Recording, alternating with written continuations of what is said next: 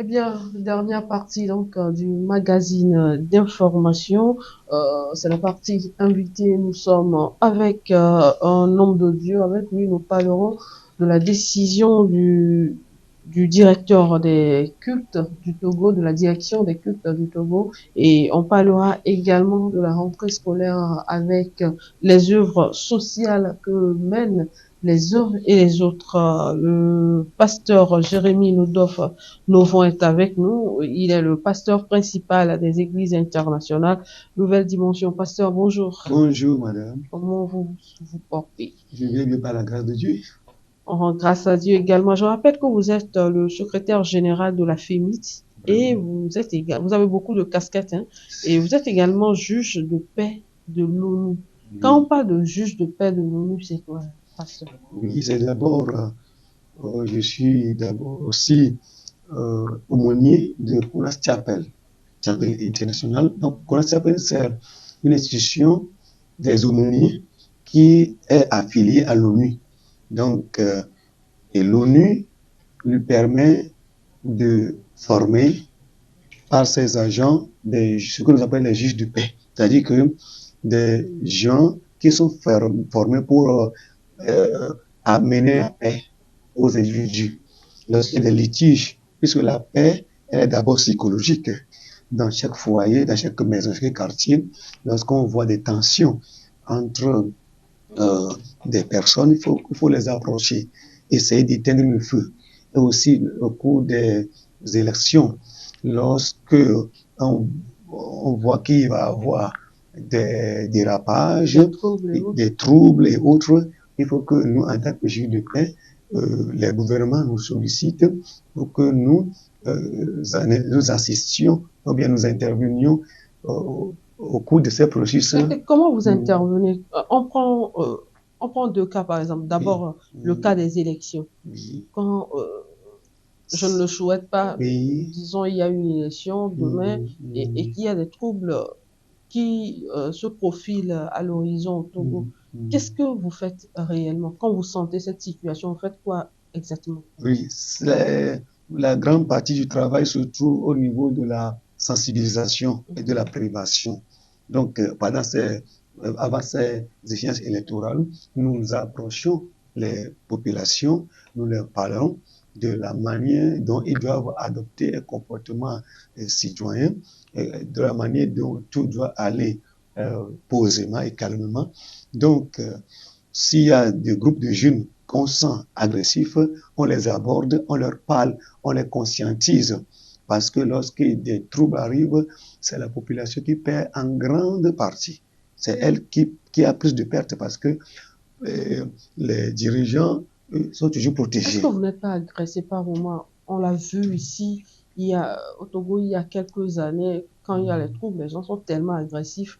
Quand Vraiment, vous allez vers ces personnes-là, au cours de on vous notre... laisse parler ou bien on vous boude, on vous C'est chasse vraiment... à coups de machette. C'est pourquoi nous sommes nos pasteurs, nous prions, nous intercédons pour eux, personnellement, avant d'aller. Nous les confions au Ah, Saint-Esprit. ok, on ne se lève pas Non, seulement pour aller vers eux. parce que dans notre institution, euh, il y a un groupe qui s'occupe aussi, qui est un groupe qui est anti-gang, anti-drogue plutôt. Anti-drogue, Anti-drogue. oui. Nous sensibilisons les gens contre la drogue et nous allons chez les drogués pour leur parler. Donc, avant d'aller, il faut prier pour eux. Il faut intercéder. Maintenant, quand vous allez vers ces personnes-là, on Oui, prend le cas des drogués par exemple, oui, vous allez vers eux. Et oui, si les forces de l'ordre vous suivent, on ne va oui. pas les arrêter? Non, Vous n'êtes pas en train de les vendre par hasard? non, on ne va pas directement avec les forces de l'ordre. C'est bien que nous travaillons en Oui, eux, collaboration. ils peuvent être sur des enquêtes et ils Oui, savent que vous irez visiter tel gang endroit. aujourd'hui. Hmm, On se dit, on va les suivre à distance oui. et En vous ne fait, les livrez pas. les forces de l'ordre, leur mission, ce n'est pas une joie pour eux aussi de faire du mal à ces personnes. C'est parce qu'ils savent qu'après avoir pris ces drogues, ils deviennent dangereux à la société. C'est pourquoi ils veulent les canaliser. Mais s'ils trouvent des gens qui peuvent le faire d'une autre manière, d'une manière pacifique, c'est plutôt une opportunité qu'ils nous donnent d'abord.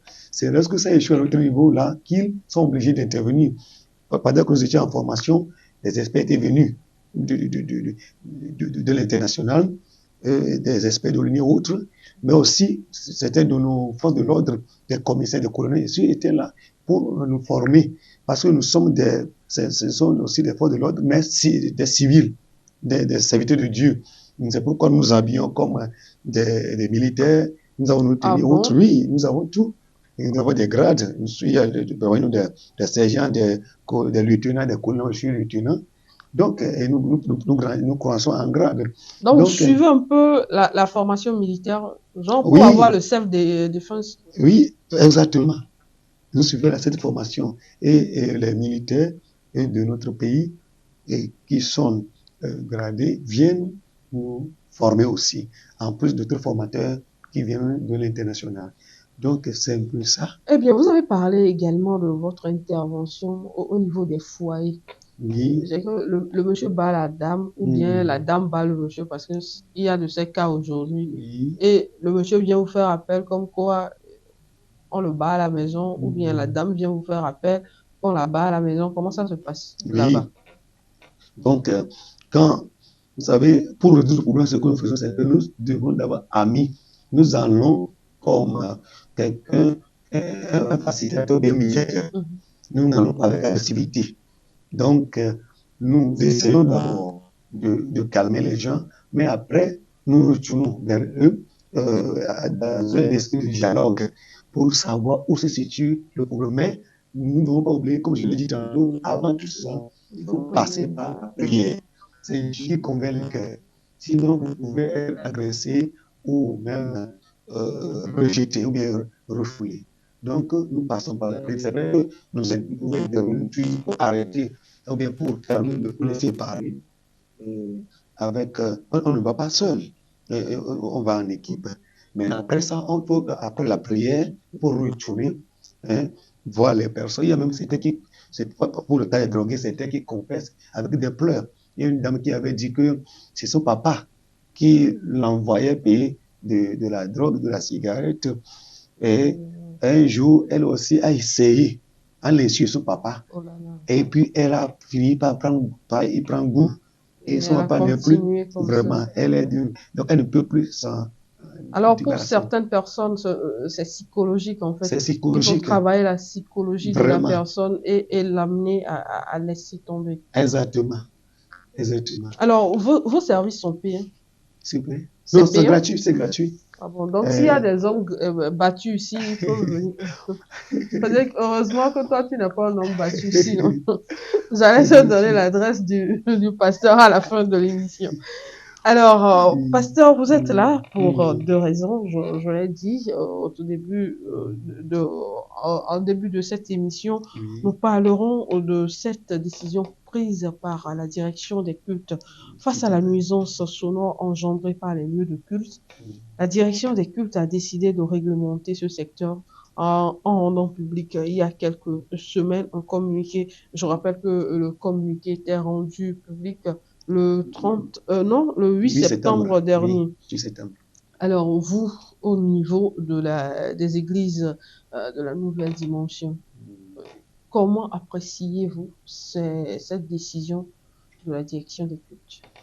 Oui, cette décision n'est pas malvenue parce qu'il faut reconnaître qu'à certains endroits, il y a de l'exagération. Seulement, la procédure qui doit être observée ou respectée avant que cela n'aboutisse à cette décision, c'est ça qui n'a pas été le cas. Et c'est ça que nous regrettons ou déplorons. Parce que la direction des cultes travaille avec les fédérations ou associations religieuses en ce qui concerne certaines activités visant la sensibilisation et autres. Donc, s'il y a des choses qui ne vont pas, il faudrait toucher ne serait-ce que les responsables des fédérations religieuses. Et là, ensemble, on va voir quelles mesures prendre. Mais si ces responsables ne sont pas impliqués, et un beau matin comme ça, on voit une décision avec des formulations un peu exagérées parce qu'on parle des morts engendrés par les bruits des lieux de culte. Et où sont ces morts? Quels sont les diagnostics qui ont prouvé que c'est les prières qui les font mourir? Donc, c'est ça seulement que nous déplorons, la manière dont les responsables religieux ont été écartés de la décision, quoique les directeurs de culte travaillent souvent avec eux. C'est ça qui est un peu déploré, et surtout qu'on n'a pas été précis.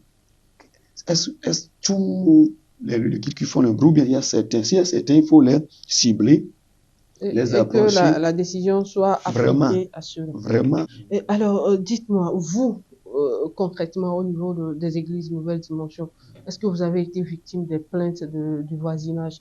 Parce qu'il paraît que ce sont les voisinages qui ont porté des plaintes et autres là. Est-ce que les voisins sont venus vous voir eux-mêmes comme quoi vous déranger? Est-ce qu'il y a eu ça?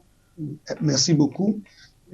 C'est une bonne question et ça doit nous conduire à nous rendre compte qu'il faut beaucoup de patience et beaucoup d'enquête ou d'études avant de prendre cette décision, parce que pour la plupart du temps, il y en a des riverains, des voisins aussi, qui sont plutôt gênés par les prières. Parce que j'ai été à mon début de ministère, à ce temps on avait commencé, on était très petits, on n'avait pas d'instruments, on n'avait rien.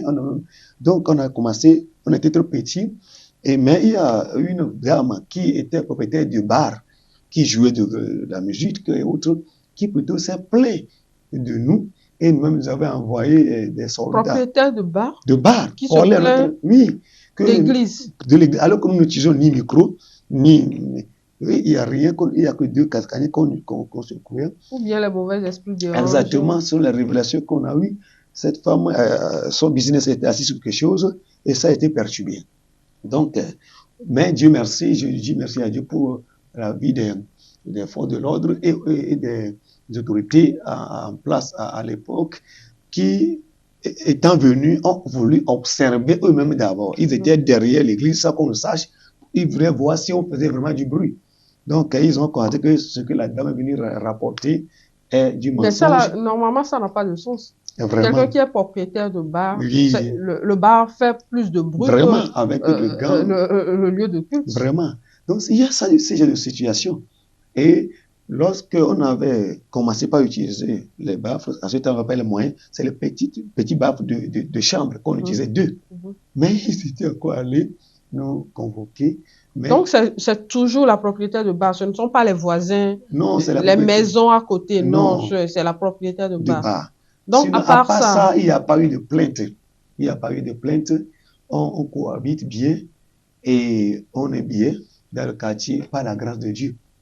Oui. Alors, donc, il faut reconnaître qu'il y a certains individus mal intentionnés qui ont un autre problème spirituel, qui aussi font ce genre de rapport.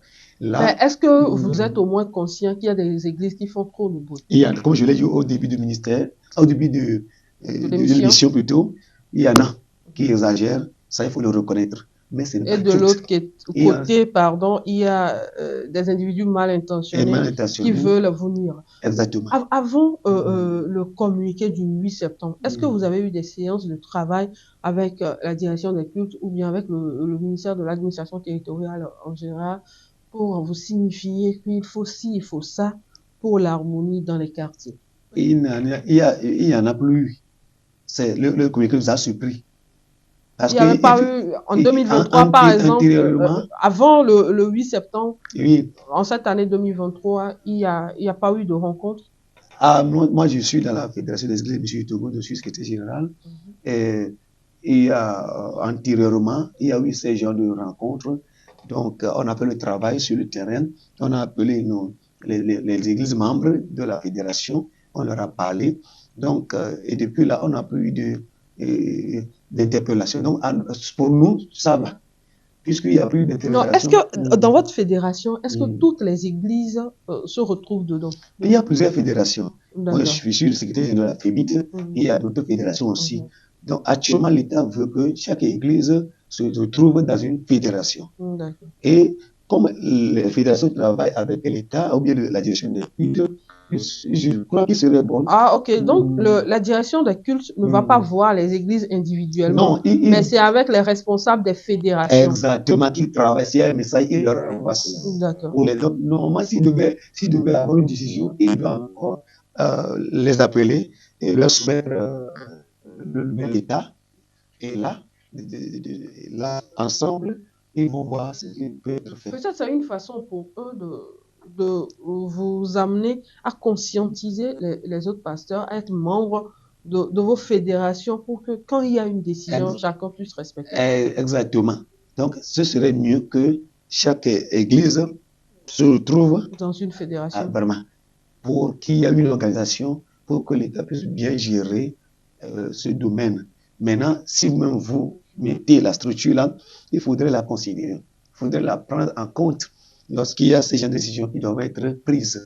Alors, qu'est-ce que vous êtes en train de faire? Voilà, la décision, elle est prise. On suppose que vous n'avez pas été consulté avant cette prise de décision. Mais est-ce qu'à votre niveau, vous comptez mener des démarches pour que la direction revienne sur cette décision? Oui, nous comptons mener des démarches. D'abord, nous avons déjà commencé par sensibiliser les responsables, notre base, par rapport à la mesure prise pour que il y ait une réglementation par rapport au bruit. Maintenant, il y a aussi des rencontres entre nous, les responsables des fédérations, pour, dans les temps à venir, voir une possibilité d'aller voir la direction des cultes pour que les choses aillent de façon plus scientifique ou de façon plus canalisée. Donc, il y a ça. C'est deux côtés. D'abord, un travail avec la base, aussi un travail avec la direction des cultes. Cela est prévu pour qu'il y ait une collaboration. Parce que quand on résout les problèmes par un dialogue, c'est mieux que de façon, c'est mieux que par l'autoritarisme. Okay. Donc c'est un peu ça. Alors, nous allons prier Dieu pour que vous soyez entendus et que les choses soient, les décisions soient revues. Hein. Sinon, il y a des gens qui ne pourront plus aller à l'armée de midi ici. Alors, à part cette décision, nous devons parler de la rentrée scolaire. Depuis la semaine dernière, lundi dernier, pas la semaine dernière, la semaine qui prend fin aujourd'hui, les élèves ont démarré les classes. Alors, nous savons que vous êtes également dans le social. Dites-nous quelle action vous avez concrètement menée cette année pour les nécessités. Merci beaucoup. Comme on parle de la rentrée scolaire, si je prends le cas des élèves, à la veille de la rentrée, nous avons procédé à la distribution des kits scolaires, surtout aux démunis. Et ça a été d'un grand soulagement pour les parents que pour les élèves. Et aussi, tout récemment, les apprentis, couturiers et coiffeuses, bien coiffeurs, etc., étaient allés à leur examen.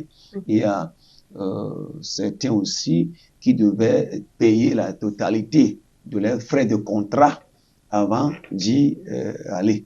Donc, nous avons, par la grâce de Dieu, dû intervenir aussi pour certains cas, pour leur permettre d'être en règle avec, puisque c'est ce que leur patron exigeait.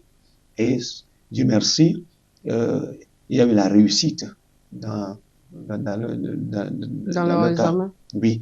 Donc, c'est ce que nous avons fait avec le peu de moyens que nous avons. Est-ce que ceux-là à qui vous apportez votre soutien, ils sont forcément de votre église ou bien...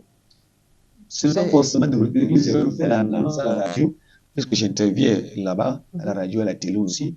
Donc, j'avais fait l'annonce que s'il y a des élèves qui sont à l'écoute et qui n'ont pas encore leur fourniture scolaire, même des parents qui n'ont pas eu la possibilité ou bien la capacité d'avoir apporté de main la fourniture, venir aussi. Aujourd'hui, il y a les malhonnêtes, hein, vous faites ce genre d'annonce. Est-ce que vous disposez des moyens pour vérifier que cette personne dit la vérité? Parce qu'il y a des malhonnêtes dans la cité. Oui, il y en a, mais vous voyez, si des gens viennent prendre des fournitures alors qu'ils n'en ont pas besoin.